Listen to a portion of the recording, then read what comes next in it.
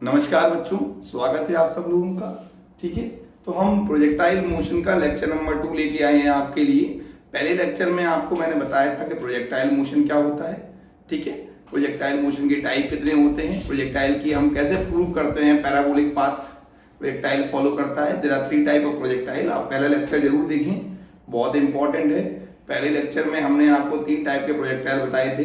First कौन सा था हमारा, ग्राउंड टू ग्राउंड, उसे बोलते हैं एंगुलर प्रोजेक्टाइल। दूसरा था हमारा हॉरिजॉन्टल प्रोजेक्टाइल, और तीसरा कौन सा वाला है हमारा, कौन सा वाला प्रोजेक्टाइल है, सोचो सोचो, दिमाग लगाओ। Projectile on a incline plane. ठीक है, चलो, तो प्रोजेक्टाइल में मैंने आपको इक्वेशन ऑफ पैराबोला बता दी है। ठीक है, इक्वेशन ऑफ ट्रेजेक्ट्री बता दी। उसके बाद मैंने टाइम का, रेंज का, हाइट का क्या कर दिया, फॉर्मूला ड्राइव किया है, वेलोसिटी एट इंस्टेंट भी निकाल दिया। ठीक है, अब एक चीज समझो, हमें अगर प्रूव करना है, क्वेश्चन है एक कि at what angle the range of projectile is same as the height of projectile। Question क्या है, क्वेश्चन ये है कि किस एंगल पर रेंज और हाइट क्या होते हैं बेटा, बराबर होते हैं। ठीक है, किस एंगल पर रेंज और हाइट क्या होते हैं, बराबर। समझो, तो ये बताओ रेंज का फॉर्मूला क्या होता है। पहले रेंज का फॉर्मूला होता है u square sin 2 theta by g। This is the formula for range. Range आप जानते हैं मैक्सिमम हॉरिजॉन्टल डिस्टेंस है। उसके बाद रेंज के बाद क्या आता है हमारा हाइट का फॉर्मूला। ये क्या होता है formula, u square sin square theta by 2g। This is the second formula. ठीक है, फर्स्ट फॉर्मूला है, ये सेकंड फॉर्मूला है। ठीक है बेटा, अब एक काम करते हैं, दोनों को बराबर कर देते हैं, बराबर करें और इक्वल करते हैं। sin 2 theta by g is equal to u square sin square theta by 2g। g से g कैंसिल, u स्क्वायर से u square cancel, sin 2 theta को होता है 2 sin theta cos theta is equal to sin square theta divide by 2। ठीक है बेटा, एक चीज देखो, साइन से साइन में कैंसिल कर दूं, ये 4 हो जाएगा, इसे नीचे ले आना, तो 4 is equal to sine theta upon cos theta. तो क्या हो जाएगा बेटा, tan theta is equal to 4 हो जाएगा, और थीटा की वैल्यू क्या होगी, tan इनवर्स 4। थीटा की वैल्यू होगी tan इनवर्स 4। tan इनवर्स 4 का मतलब एक ऐसा एंगल जिस पर रेंज और हाइट दोनों क्या होते हैं, बराबर होते हैं। ठीक है, चलिए, सिंपल सा क्वेश्चन है, जल्दी से देखें। अब नेक्स्ट क्वेश्चन की तरफ चलते हैं। अगला सवाल ये है, दो भाई हैं सोहन और मोहन, उन्होंने क्या किया, एक ऑब्जेक्ट को थ्रो किया है विद द सेम वेलोसिटी। तो व्हाट इज द, और एंगल है थीटा और 90 माइनस थीटा, तो रेंज में क्या रिलेशनशिप होगा वो प्रूव करते हैं। हटाएं इसको जल्दी से, देखें। अब आपको क्वेश्चन नंबर 2 बताता हूं, बिल्कुल लॉजिकल सवाल है। क्वेश्चन ये है कि देयर आर 2 ब्रदर, ठीक है, नाम है उनका मोहन सोहन, कोई भी नाम ले लें, एक्स वाई वhatever, ठीक है, कोई भी नाम है। क्वेश्चन नंबर 2 है कि 2 brother Mohan and Sohan project an object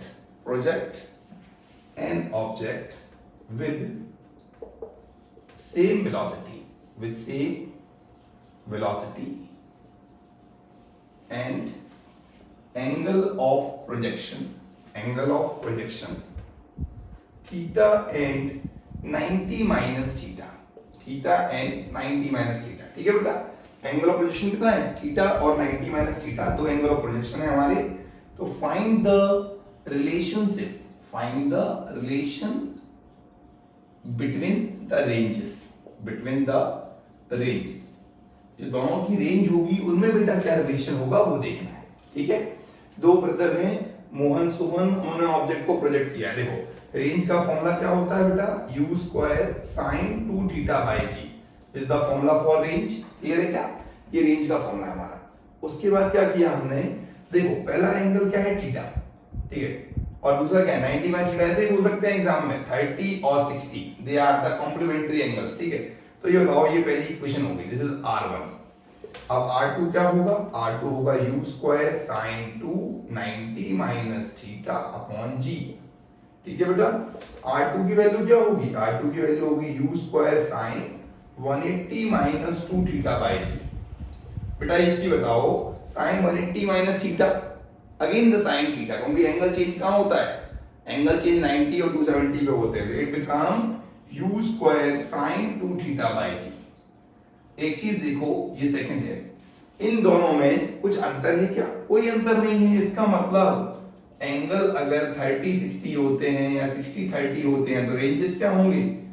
are same, range are same. अगर इस दो ऑब्जेक्ट हैं उनको हम थ्रो कर रहे हैं, एक को 30 से दूसरे को 60 से, वेलोसिटी सेम है, तो दोनों की रेंज भी क्या रहेगी बेटा?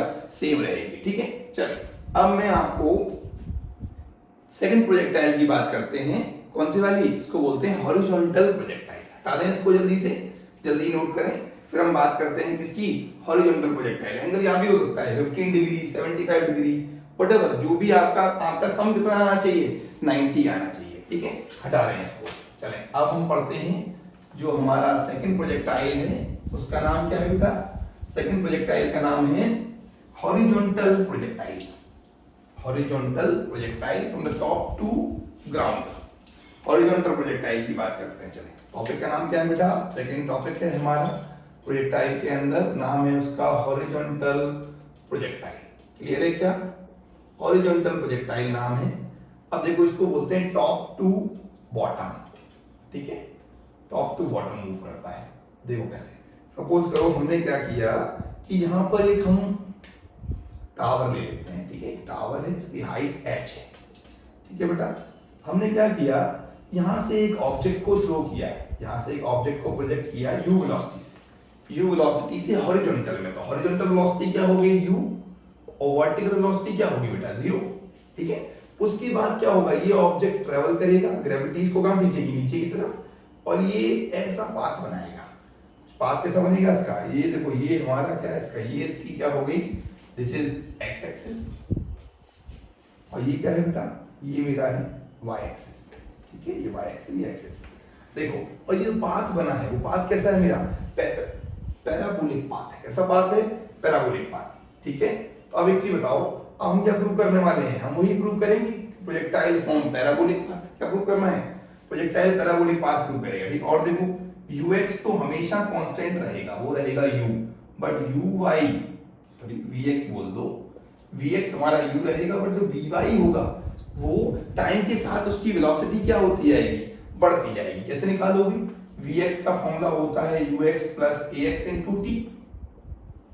ठीक है, तो vx क्या हो जाएगा? ये तो हो जाएगा ux मतलब u, और एक्सेलरेशन क्या होता है?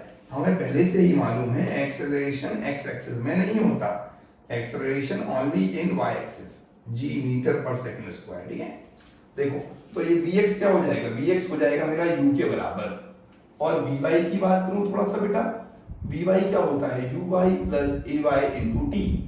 देखो इनिशियली y में कोई वेलोसिटी नहीं है, object is thrown in horizontal. ठीक है, तो आप ये मान लो vy इज इक्वल टू, ये तो 0 हो जाएगा, प्लस gt। vy की वैल्यू क्या हो गई? vy की वैल्यू हो गई बेटा gt। कितनी वैल्यू हो गई? ये gt हो गई है। ठीक है, तो आप ये बताओ, इस वाले पॉइंट पर अगर मुझे वेलोसिटी निकालनी है, ये मेरा बीटा है, डायरेक्शन ऑफ रिजल्टेंट, तो वेलोसिटी क्या हो जाएगी? वही वेलोसिटी एट इंस्टेंट का फॉर्मूला आ गया एक टाइप से। क्या फॉर्मूला आ गया? ये u square plus g square t square. आपको मैं सिर्फ एक चीज बता रहा था यहां पर। ठीक है, tan बीटा क्या होता है? vy upon vx, direction of resultant. तो tan बीटा क्या हो जाएगा बेटा? vy क्या है? gt अपॉन u, तो beta is equal to tan inverse gt upon u। ठीक है, निकालना हमें ये नहीं था अभी। मैं आपको एक बार बताना चाह रहा था कि हॉरिजॉन्टल में स्पीड सेम रहने वाली है, हॉरिजॉन्टल में वेलोसिटी हमेशा सेम रहेगी, बट जो वर्टिकल वेलोसिटी है वो टाइम के साथ क्या करती है? इंक्रीज करती है। मान लो 1 सेकंड में क्या होगा? g मीटर, 2 सेकंड में क्या होगा? 2g, 3 सेकंड में 3g मीटर, मतलब धीमे धीमे क्या होगा? 3g मीटर पर सेकंड स्क्वायर, मतलब धीमे धीमे क्या होगा? नीचे की तरफ आएगा, तो मोशन कैसा होगा? एक्सेलरेटेड मोशन होगा। बात आप समझते हैं भाई?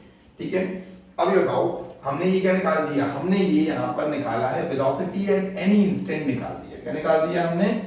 वेलोसिटी एट एनी इंस्टेंट, किसी भी पर्टिकुलर पॉइंट पर। हमने यहां पर एक पॉइंट P मान लिया था, तो इस पॉइंट P पे क्या निकाल दिया हमने? इस पॉइंट P पर हमने इसकी वेलोसिटी क्या कर दी? कैलकुलेट कर दी। कौन सा लॉ लगा है बेटा? ये parallelogram law of vectors addition. These two vectors vx and vy are perpendicular to each other and v vector is the resultant at t time पर रिजल्टेंट है, ठीक है। तो ये हमारा वैल्यू आ गई।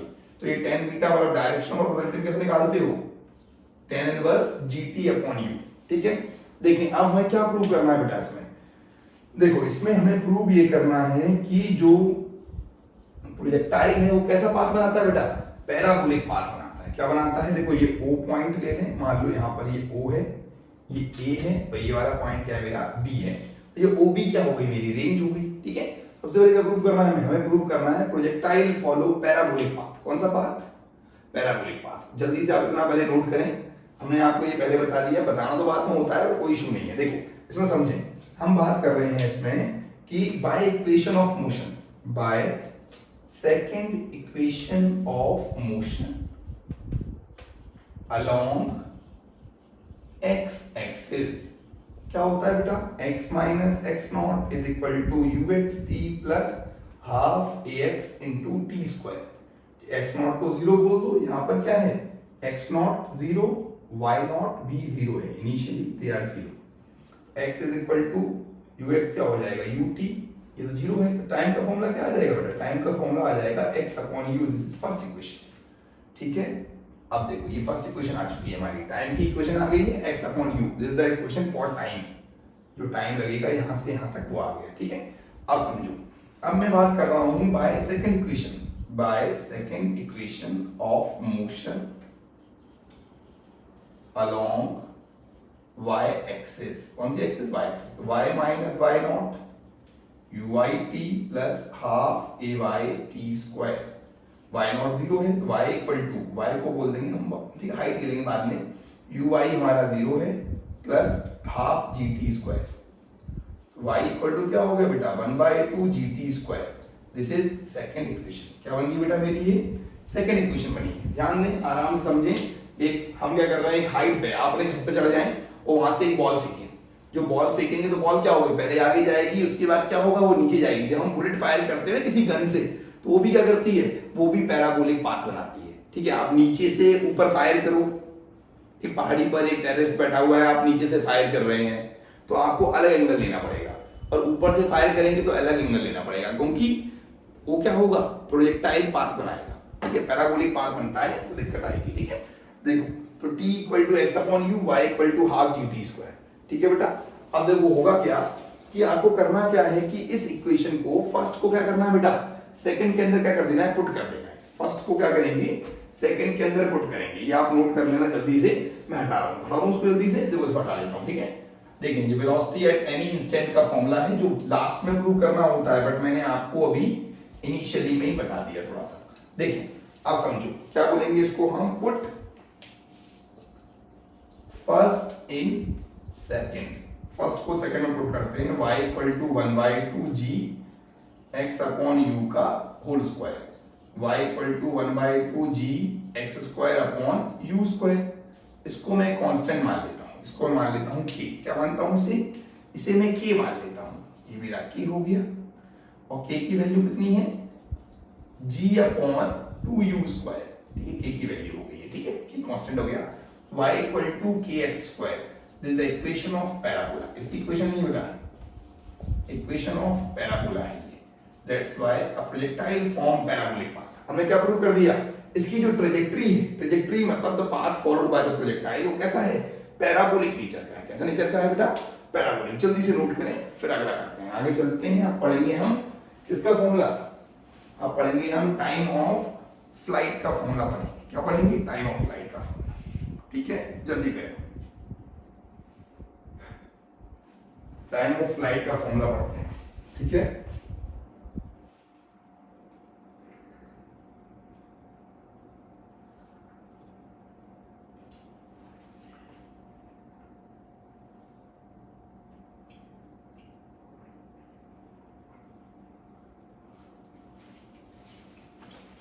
ठीक है बेटा, चलो तो अब आपको बता रहे हैं हम बात किसकी बारे में, अब बात करेंगे किसकी, टाइम ऑफ फ्लाइट का फॉर्मूला। हटा दें इसे जल्दी से, आपने नोट कर लिया होगा, कोई दिक्कत नहीं है। चलो आगे चलते हैं, अब इसकी बात करेंगे बेटा। ठीक है, देखें तो इसमें हम अभी हटा देते हैं जल्दी से और इसकी बात कर लेते हैं। हम बात कर लेते हैं इसकी टाइम ऑफ फ्लाइट की। किसकी बात कर रहे हैं? टाइम ऑफ फ्लाइट कि टाइम कितना लगेगा ऑब्जेक्ट को फ्रॉम टॉप टू बॉटम आने में। टॉप टू बॉटम आने में ऑब्जेक्ट को जितना टाइम लगता है बेटा उसे क्या बोलते हैं? उसी को बोलते हैं हम टाइम ऑफ फ्लाइट। ठीक है, तो हेडिंग क्या है हमारी? Time of flight. कल भी बात हुई थी इस बारे में पहले वीडियो में। The time up to which the object remain in the air, time taken by object to reach earth, to reach the earth from the top. ठीक है, टॉप से या up to which an object remain in air, up to which the object remain in air, object remain in air is the time of flight t। अब एक चीज बताएं, जब कोई ऑब्जेक्ट मूव करता है तो टाइम किस में ले रहा है? वो y एक्सिस में। x एक्सिस तो कांस्टेंट है ना हमारे लिए। हो समझना, देखो एक बार समझो, x एक्सिस की वेलोसिटी कांस्टेंट है। आप ऐसे बोल दो कि y माइनस y नॉट is equal to u by t plus half a y into t square, यही है। अब ये y नॉट तो जीरो है मेरा, y को बोल देता हूं h, ये u by जीरो है, हाफ जी टी स्क्वायर। तो बेटा पता है टाइम का फॉर्मूला क्या आएगा? टाइम का फॉर्मूला आएगा 2h अपॉन g। This is the time period, this is the time period required by projectile to reach the earth. ये बहुत सिंपल सा और अच्छा फॉर्मूला है जो हम यूज करते हैं न्यूमेरिकल्स में। बट एक चीज याद रखें, न्यूमेरिकल में फॉर्मूला यूज करने का मत सोचो, कॉन्सेप्ट यूज करने का सोचो। अगर आप फॉर्मूला पुट करने का सोचते हो, मैं 10 फॉर्मूले याद कर लेता हूं तो मुझसे 20 सवाल बन जाएंगे, ऐसा नहीं है। जब आप फॉर्मूले याद करोगे तो सिर्फ आप स्पेसिफिक हो जाओगे, वो नहीं होना है। आपको क्या करना है? पूरा कॉन्सेप्ट समझना है। आप कॉन्सेप्ट करेंगे तो इजीली क्या हो जाएगा, इस पर न्यूमेरिकल हम देखेंगे। मैं आपको फॉर्मूले से नहीं कराऊंगा, मैं आपको ट्रिक से कराऊंगा। कॉन्सेप्ट से न्यूमेरिकल करेंगे। फॉर्मूले से न्यूमेरिकल करने में दिक्कत क्या है? आप एक बार कर लोगे डायरेक्ट क्वेश्चन, बट जब जो इनडायरेक्ट क्वेश्चन होगा वो आपसे नहीं बनेगा। जल्दी से नोट करें इसे, तो आगे चलते हैं। देखें अब आती है बात किसकी? अब बात आ रही है बेटा कि हम टाइम ऑफ फ्लाइट पढ़ चुके हैं, हम बात कर रहे हैं किसकी? रेंज की। रेंज क्या है? Maximum horizontal distance. Time of flight को कैपिटल टी से डिनोट करते हैं। ठीक है, वहां पर एसेंट प्लस डिसेंट था, देखा था आपने। रेंज क्या होता है? Maximum horizontal distance, maximum horizontal distance covered by a projectile, covered by a projectile during its flight, during its flight. ठीक है, चलो अब ध्यान दो। ये बताओ बेटा, रेंज मतलब होता है डिस्टेंस, और डिस्टेंस का मतलब होता है स्पीड इनटू टाइम। क्या होता है? Speed into time. हॉरिजॉन्टल में कितनी स्पीड है? इसको बोल सकते हैं ux इनटू टी, और ux क्या होता है? u, और टाइम कितना है? 2h by g, root 2h by g। This is the formula for range of a horizontal projectile. Range का फॉर्मूला क्या है बेटा? u under root 2h by g, और टाइम का फॉर्मूला क्या है? t is equal to under root 2h by g। Clear है? Time of flight का फॉर्मूला आ गया। ये किसका फॉर्मूला है बेटा? हमारा रेंज का फॉर्मूला है। ठीक है, देखें तो टाइम हो गया, रेंज हो गया। हमने ये भी प्रूव कर दिया कि प्रोजेक्टाइल क्या कर रहा है? पैराबोलिक पाथ बना रहा है। ठीक है, अब हम इसमें एक चीज और प्रूव कर देते हैं जल्दी से कि वेलोसिटी एट एनी इंस्टेंट का फॉर्मूला कैसे निकालते हैं। एक बार और समझा देते हैं आपको, वो तो स्टार्टिंग में बता दिया था।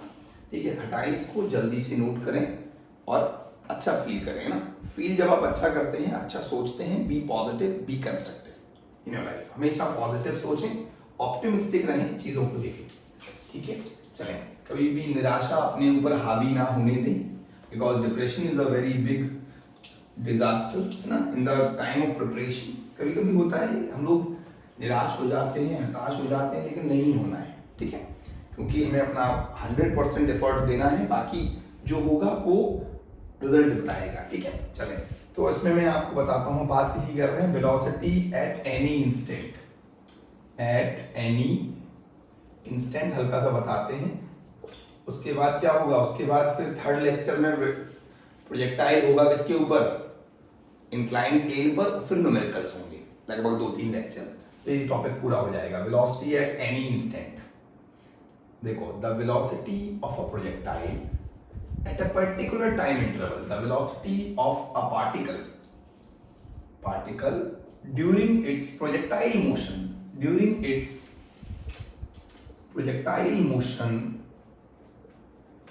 the velocity of a particle during its projectile motion, the velocity of a particle during its projectile motion is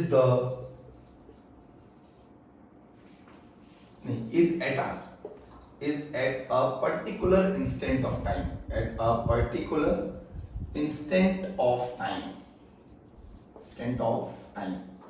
उसी को बोलते हैं velocity at any instant। देखो ये मेरा हाइट h है, यहां से मैंने एक ऑब्जेक्ट को क्या किया है, प्रोजेक्ट किया है, ये ठीक है, ये इसका रेंज हो गया, this is the range, this is height, ये हाइट है, ठीक है बेटा। आपने इस वाले पॉइंट पे पकड़ा, देखो हमने थ्रो तो किया था हॉरिजॉन्टल, बट ग्रेविटी इसको नीचे खींच रही है, तो ये बार बार नीचे तो आ ही रहा है ग्रेविटी से। अब ये वाले पॉइंट पे क्या करते हैं, ये वाले पॉइंट पे हम निकालते हैं, इसका क्या निकालना है हमें, इस वाले पॉइंट पर हमें इसकी वेलोसिटी निकालनी है। The point name is p, ये हो जाएगी vx वेलोसिटी, ये हो जाएगी vy। आपने प्रोजेक्टाइल में एक चीज देखी है, हॉरिजॉन्टल में स्पीड हमेशा क्या रहेगी, कांस्टेंट रहेगी, ठीक है। अब देखो मैंने यहां से मान लो ये v वेलोसिटी है, ठीक है, इस पार्टिकल की रिजल्टेंट वेलोसिटी, और ये क्या है मेरा, ये मेरा इसका रिजल्टेंट है vx vy का। तो ये दो वेक्टर हैं vx vy और v is the resultant at t। तो vt is equal to under root of vx square plus vy square, this is the velocity, resultant velocity, ठीक है। अब एक चीज बताओ, मैं tan बीटा की बात करता हूं तो डायरेक्शन ऑफ रिजल्टेंट की बात कर लेते हैं। जो रिजल्टेंट है तो डायरेक्शन भी होगा उसका, tan beta equal to vy, यहां से आता ना parallel shifting, vy upon vx। एक चीज बताओ, फर्स्ट इक्वेशन ऑफ मोशन सब जानते हैं, ux plus ax into t, ठीक है बेटा। ax तो 0 है तो vx की वैल्यू होती है u, और vy is equal to uy plus ay into t।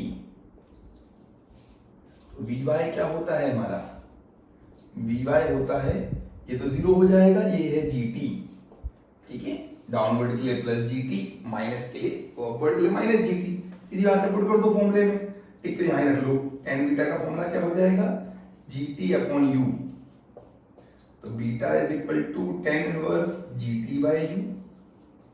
बिल्कुल सिंपल फॉर्मूला है, बिल्कुल सरल, बिल्कुल आसान सा फॉर्मूला।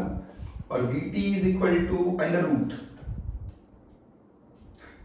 ऑफ vx स्क्वायर मतलब u square plus g square t square, this is the formula at particular instant of time, ठीक है। ये वेलोसिटी एट एनी इंस्टेंट हो गया, जल्दी से नोट कर लें, फिर हम नेक्स्ट लेक्चर में मिलते हैं।